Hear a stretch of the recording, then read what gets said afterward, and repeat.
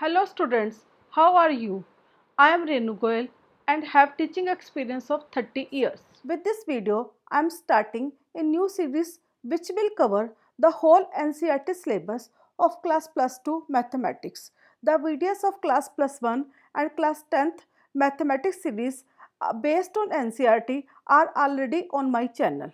In my videos, I will teach you the basic concept and will solve the question from exercise so that you will get clear understanding of the concepts as mentioned in the book. So today I will start with the chapter matrices. Let us understand what is a matrix. It is simply an ordered arrangement of elements in rectangular array. It is denoted by capital letter and is written inside the brackets as shown here. For example, in matrix A, which is represented by 6 elements, that's -2, 5, 0, √5, 3, 6, and they are enclosed inside the brackets. In this matrix, -2, 5 will form the first row, 0 and √5 will form the second row, 3 and 6 will form the third row.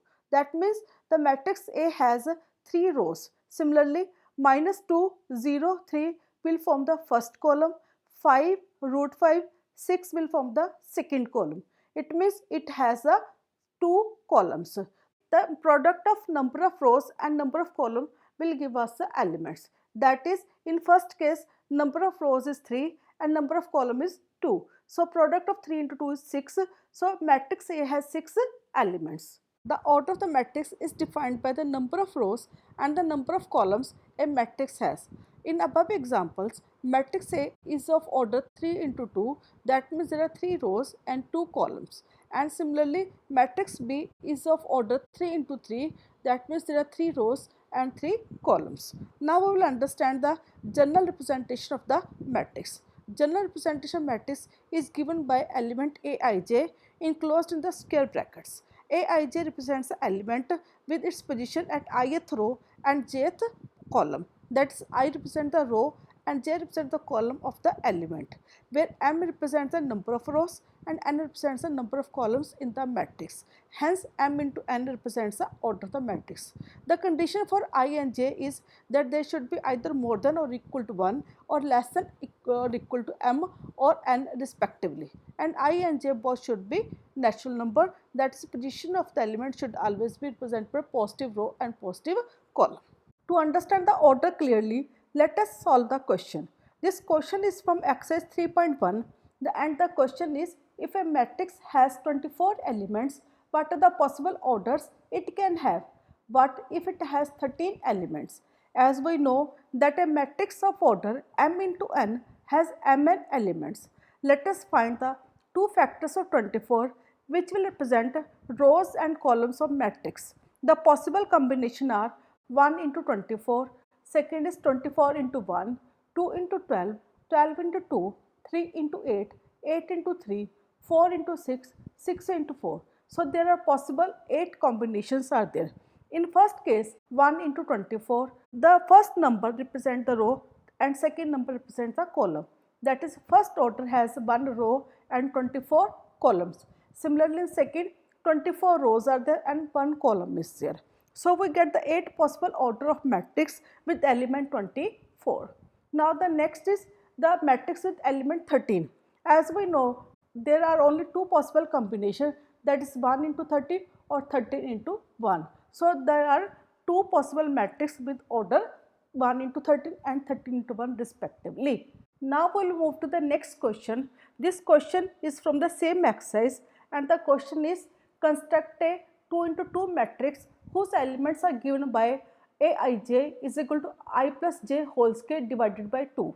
So, we will first write the matrix, that is A is equal to A11, A12, A21 and A22. This A11, A12, A21 and A22 represents the element of the matrix and its order is 2 into 2. That is, there are 2 rows and there are 2 columns. So, we will find these elements by using the above formula, that is I plus j whole square divided by 2. A11 means value of I is 1 and value of j is 1. So, when we put the value in this formula, we get the element A11 as 2. Similarly, A12 is equal to 4.5, A21 is equal to 4.5 and 8, 2, 2 is equal to 8. So our matrix is 2, 4.5 is first row, 4.5 and 8 is the second row. Hope you have understood both the questions nicely. Now we'll move to next topic, that is types of matrices. Matrices are of many types. We will discuss its types one by one. First one is column matrix, means matrix with one column. As an example, matrix A is equal to 0, root 3, minus 1, 1 by 2. Has 4 rows and 1 column. So this matrix is called column matrix. In general, it is written like this, where ij represents the position of the element with ith row and jth column, and m into 1 represents its order. Now we'll move to the row matrix. Similarly, as in column matrix, this matrix has one row. So as an example, B is equal to minus 1 by 2, root 5, 2 and 3, has 4 columns and 1 row. So its order is 1 into 4. In general, it is written like this, where 1 into n represents its order. Now we move to the next type, that is square matrix. As the name suggests, the number of rows will be equal to number of columns, that is m is equal to n. For example, in matrix A, there are 3 rows and 3 columns. So number of rows is equal to number of columns, hence matrix A is a square matrix. In general, we will write its order as m into m. Now we'll move to next type, that is diagonal matrix. Diagonal matrix is also a square matrix in which the non-diagonal elements are 0, or we can say it has non-zero elements on the diagonals only and the rest elements are 0, as is seen in the matrix C, where minus 1.1, 2, 3 are the diagonal elements and rest non-diagonal elements are 0.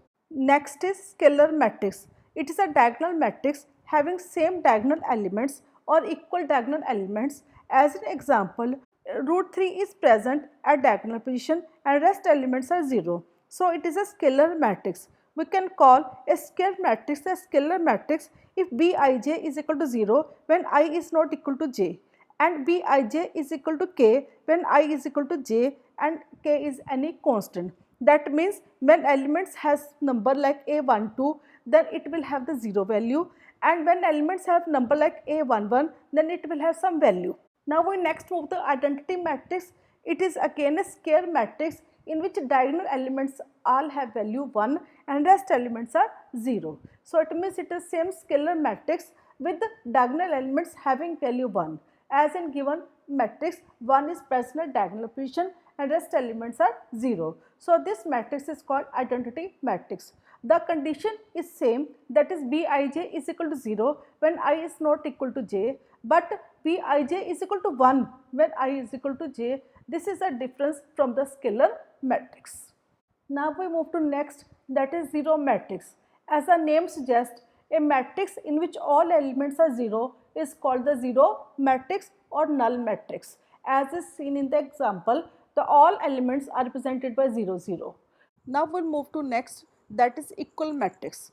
Two matrix, say A with the element Aij and matrix B with the element Bij will be equal if they are of same order and each element of matrix A is equal to the corresponding element of matrix B. That is Aij is equal to Bij for all values of I is equal to j.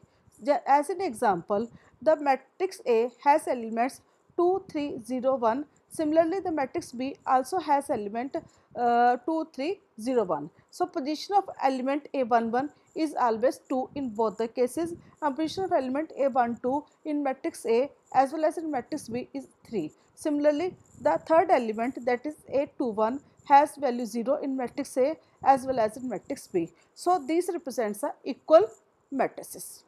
Now, we will solve the question from exercise. Here the question is, find the values of A, B, C and D from the equation. That is, we are given two matrices which are equal.